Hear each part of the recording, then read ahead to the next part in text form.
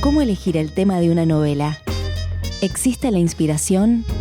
¿Cuál es el motivo que explica el boom de los talleres literarios?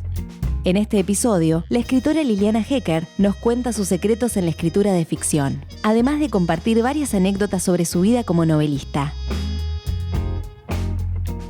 En La trastienda de la escritura, Hecker analiza sus propios cuentos y novelas, pero también los de autores clásicos y contemporáneos, y nos da pistas sobre las claves de la creación de un texto literario.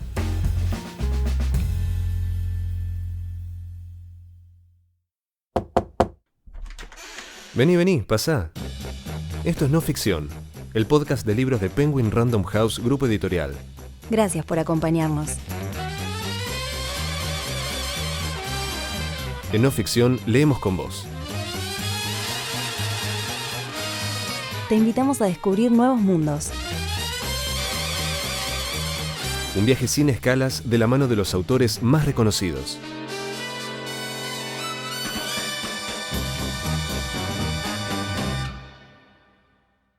Hoy, La trastienda de la escritura, un libro de Liliana Hecker, publicado por Editorial Alfaguara.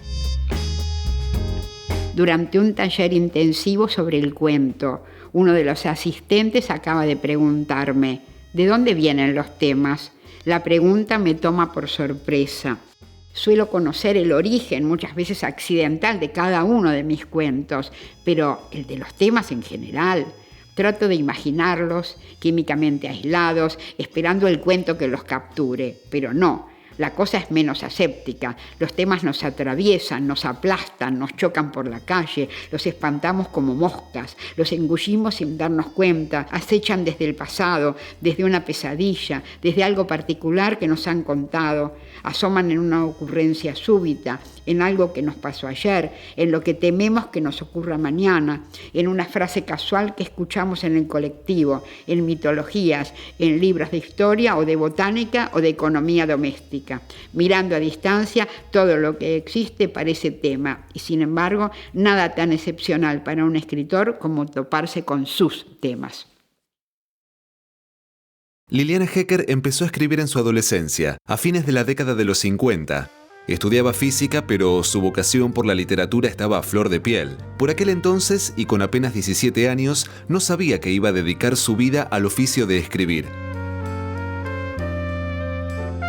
Por azar o por amor propio, en 1966 comenzó su carrera oficial de escritora cuando publicó su primer libro de cuentos, Los que vieron la zarza. Yo escribí mi primer cuento por amor propio. Yo me reunía, iba a las reuniones del Café de los Angelitos, tenía 17 años. En general, la composición de esas mesas era los jóvenes escritores, las novias de los jóvenes escritores y yo. Yo era la única chica que iba por las suyas. Me mimaban un poco porque no solo era muy joven, parecía menor todavía de lo que era, entonces me elogiaban las cosas que yo escribía. Yo escribía cosas, realmente cosas. Había inventado un género literario, el túngele. Mi túngele, mi primer y único túngele, se llamaba ¿Te gustan las aceitunas? Y les había gustado mucho a Abelardo Castillo, también a Arnoldo Lieberman, que era el otro director de la revista.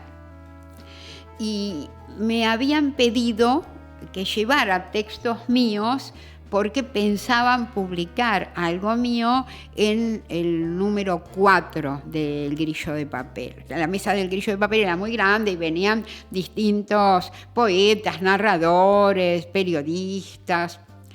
Y ahí, entre esos que llegaron apareció uno, poeta parece, al que llamaban el Gorrión. Y entonces, así sin el menor respeto, agarró mi carpeta, no era de esos machos de los 60 que hablaban torciendo un poco la boca, y como, a ver qué escribe esta pendeja, ¿no?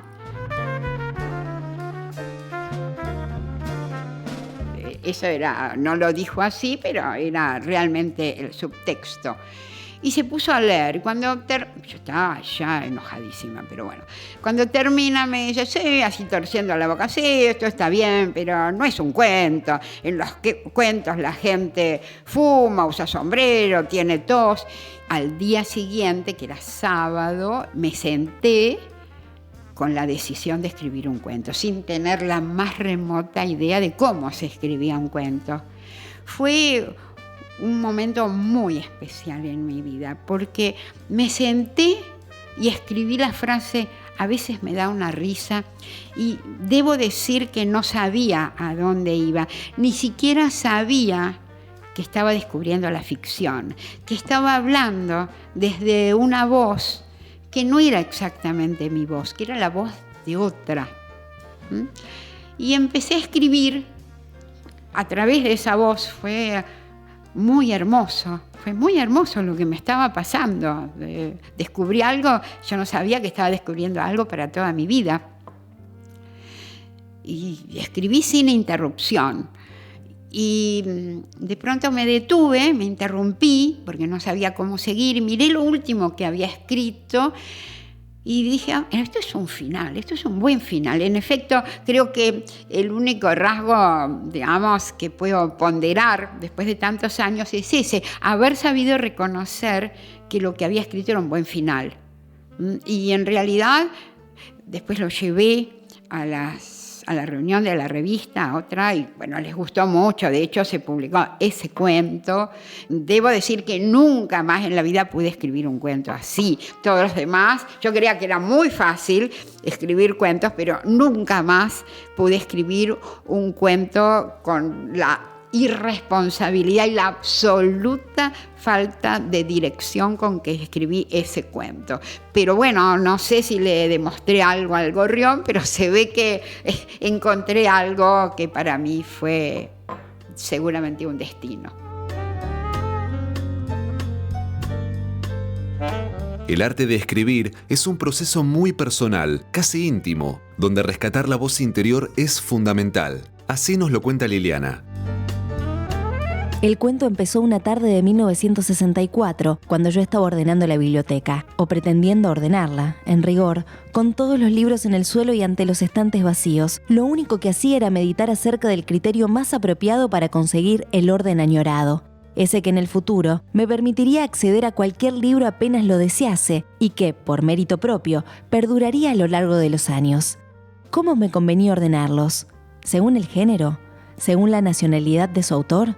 En algún momento, rodeada de libros, sepultada bajo libros, casi respirando libros, supe que, aún antes de que yo hubiera empezado a actuar, mi anhelado orden se iba pareciendo cada vez más al desorden. Eso me llevó a pensar, todo anhelo de perfección conduce a la parálisis o al caos. Y ahí nomás vi que era un buen tema para un cuento, alguien que busca la perfección en aquello que hace y que no puede conseguirla. Naturalmente, lo primero que se me ocurrió fue una mujer tratando de ordenar la biblioteca. La descarté enseguida. Esa mujer solo podría hacer lo mismo que estaba haciendo yo, divagar ante los estantes vacíos, aburrido. Entonces empezó el trabajo. Primero, una tarea previa a la escritura, imperceptible desde afuera, que me apasiona. La de ir transformando en una historia concreta lo que hasta ese momento ha sido una abstracción. Cuando estoy inventando un cuento, lo invento en toda circunstancia, en el colectivo, al caminar por la calle, antes de dormirme, aún mientras duermo. En esa primera etapa, en agosto de 1977, mi mujer abstracta empezó a llamarse Margarita. Adquirió un marido, careció de hijos. Según su criterio, los hijos se ensuciaban y concebirlos también. Le incorporé hábitos de una antigua vecina de mi infancia que tenía a toda su familia andando sobre patines de fieltro y no hacía bifes a la plancha por el olor. Le asigné una rutina. En cuanto el marido empezaba a bañarse, la mujer entraba al baño y se llevaba los calzoncillos y la camiseta para lavarlos de inmediato, como si estuvieran contaminados. Margarita lo hizo. A esa altura, ya bien colmada de hábitos propios, realizó casi sola el acto que yo estaba aguardando de ella. Le pidió a su marido que cuando el viento soplara del norte, él entrase por la puerta del fondo que daba al sur, y cuando el viento soplara del sur, él entrase por la puerta del frente que daba al norte. Esa era la situación conflictiva que yo necesitaba. la que iría desbarrancando los acontecimientos hasta el final. Recién entonces me senté ante la máquina y escribí la primera frase. Todo empezó con el viento. Siempre sostuve que nadie le puede enseñar a escribir a otro. La escritura es un acto personal en todos los sentidos, está lleno de singularidades.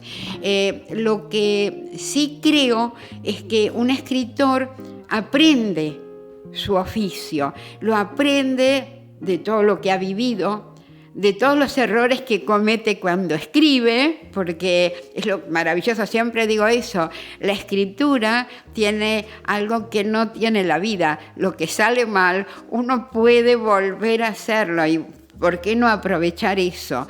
Entonces uno realmente aprende de sus propios errores, aprende de todos los libros que ha leído y a veces aprende también de ciertos juicios, de ciertas opiniones ajenas. No de todas, pero hay ciertas opiniones que realmente pueden provocar revelaciones en un escritor, sobre todo en un escritor que está comenzando, que todavía no tiene mucha experiencia. Yo he tenido esa suerte. Tuve, ante todo, un amigo entrañable con quien sacamos durante muchos años las revistas El Grillo de Papel y después El Escarabajo de Oro y El Ornitorrinco, que es Abelardo Castillo. Abelardo fue mi gran amigo, pero además fue un maestro. Esta máxima la aplicó también en sus talleres literarios. Y por eso en los talleres trato de reproducir eso en los grupos, porque no se trata de quien coordina el taller, se trata de todo el grupo que está aportando, que está escuchando al otro y que está aprendiendo incluso de lo que todavía falla en el texto del otro.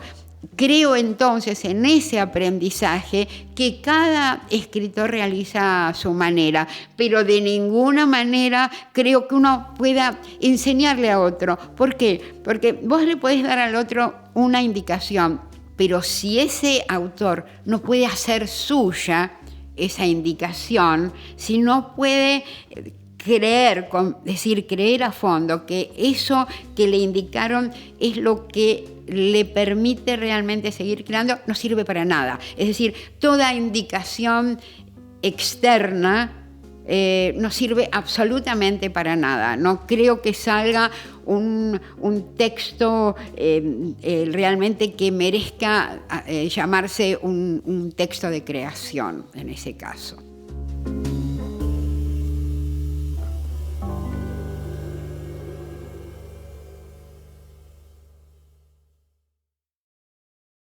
Si bien Liliana Hecker coordina talleres literarios desde 1978, dos son las razones en las que justifica su existencia y popularidad. La primera razón histórica de la expansión de los talleres hay que rastrearla en un momento terrible, el golpe militar de 1976. Comunica a la población que a partir de la fecha el país se encuentra bajo el control operacional de la Junta Militar. Hasta entonces, era habitual que los escritores jóvenes se reunieran en cafés, casi siempre nucleados por una revista literaria, donde leían y discutían con pasión sus textos. Cualquier desconocido con sueños literarios iba al café, leía su cuento o su poema y participaba de una discusión profusa y entusiasta acerca de lo leído. Esto, más que una confrontación, implicaba un estímulo. El que escribía no estaba solo.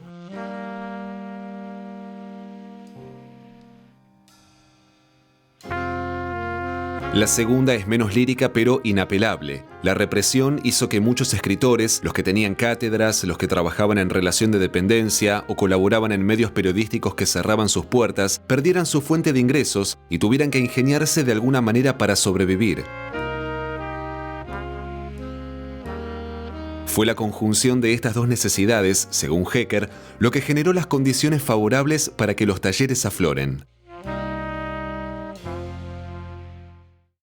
Hagamos una pausa. ¿Sabes qué es un audiolibro? ¿Alguna vez escuchaste uno? Ahora tenés la oportunidad de aprovechar todos esos momentos en los que no podías leer, leyendo. Déjate los auriculares, dale play y permití que te cuenten una historia en los oídos. Entra a megustaescuchar.com.ar y encontrá tu próximo audiolibro ahora.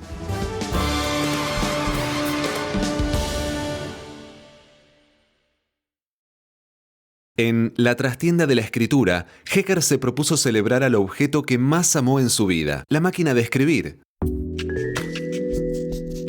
Apenas quiso explicar las razones de ese amor, revivió como una música el tableteo que invadía cada rincón de su casa, el envión fugazmente poderoso al terminar una línea y volver al carro atrás. Esa energía tan singular que se materializaba en la yema de sus dedos, pero que ponía en tensión todo su cuerpo. Porque, claro, la manera de vivir la literatura, esa intensidad, le ha atravesado todo el cuerpo. De eso quiso hablar, de lo tangible de ese acto que, sin duda, cada escritor va moldeando a su modo.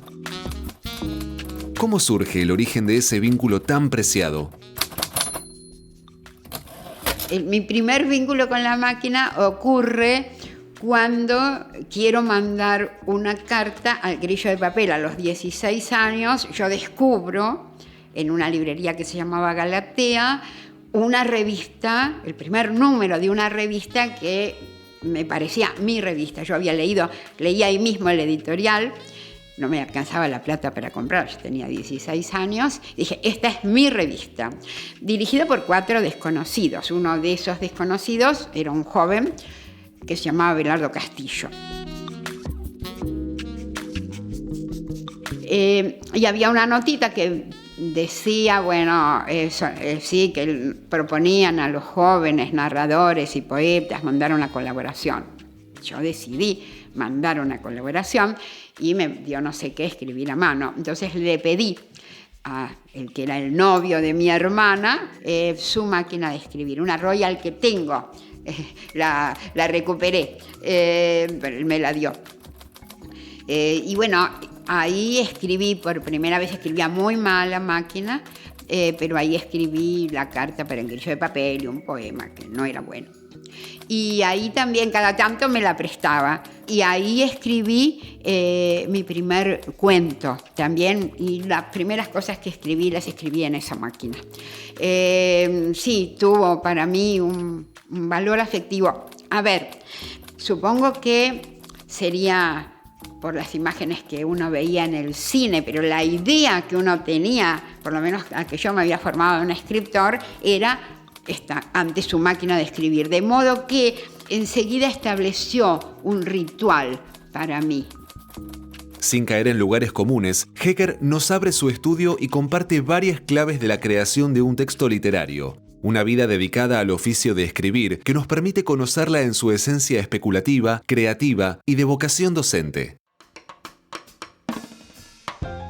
En realidad siempre sentí que quería dar testimonio de ese acto que me acompañó desde la adolescencia, pero también durante muchos años yo he dado y sigo dando taller y me fascina no solo mi propio proceso, soy bastante especulativa en cierto sentido, entonces me gusta reflexionar sobre mi propia escritura, pero también he hecho y sigo haciendo eso de meterme en el proceso creador de otros, en ver qué está buscando el otro y por qué con una idea buenísima todavía no salió un texto excelente. Es un trabajo que me apasiona y también me tiene continuamente en relación muy íntima con la trastienda de la escritura, ¿no? con esos pequeños secretos que tiene el acto de escribir. Liliana Hecker nos comparte su credo, una especie de decálogo del perfecto cuentista. Aquí sus premisas. Las ganas de escribir vienen escribiendo. Es inútil esperar el instante perfecto, aquel en que todos los problemas del mundo exterior han desaparecido y solo existe el deseo compulsivo de sentarse y escribir. Ese instante de perfección es altamente improbable.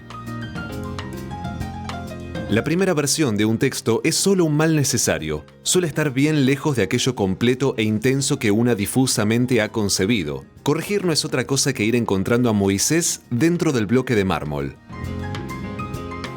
En literatura no existen sinónimos ni equivalencias. No es lo mismo un rostro que una cara, que una jeta.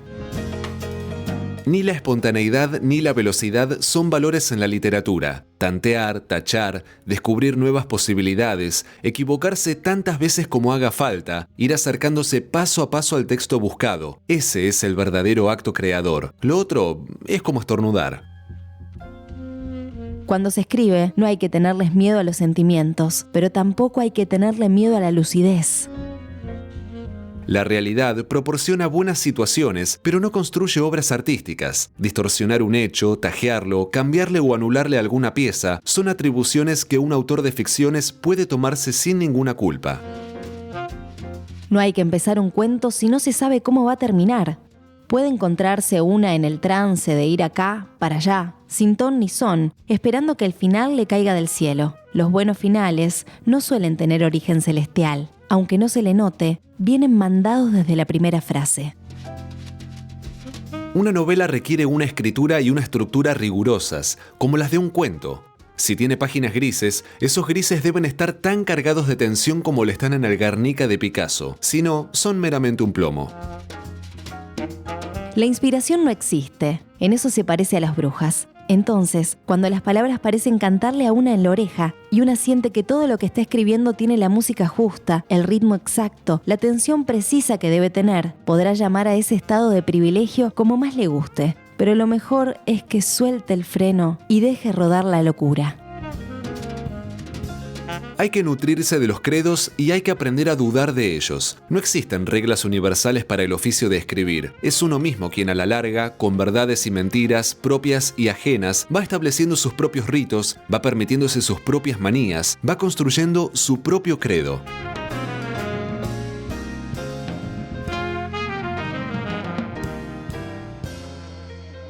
Me interesa justamente no solo hablar de lo sonoro, sino de todo lo físico que tiene que ver con el acto de la escritura, porque se supone que el escritor es aséptico y entonces está creando y que el acto de creación es casi algo milagroso. Y en realidad no solo viene de una cantidad de distintos acontecimientos de la realidad, sino que el acto mismo de escribir está vinculado con muchas cosas físicas. Incluso hay sonidos que son muy amigables. Escribir en un café, por ejemplo, instala un ámbito muy propicio a veces para la creación, pese a que, por supuesto, el café está lleno de sonidos, pero son sonidos que pueden acompañar el acto creador.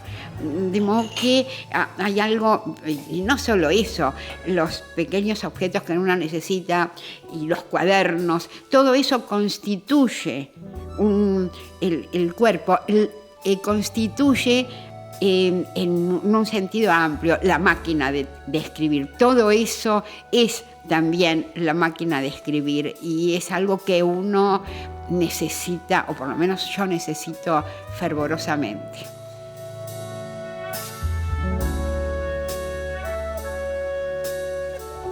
Entre teclas y gatos, Liliana Hecker describe como pocas el arte que esconde la escritura. En su libro, comparte anécdotas, cuentos y consejos. Ayuda a futuros escritores a descubrir la trastienda del universo literario, buscando responder una pregunta clave. ¿Qué querés decir? Nadie dijo que el camino sería fácil, pero su experiencia alivia el recorrido del duro oficio de escribir.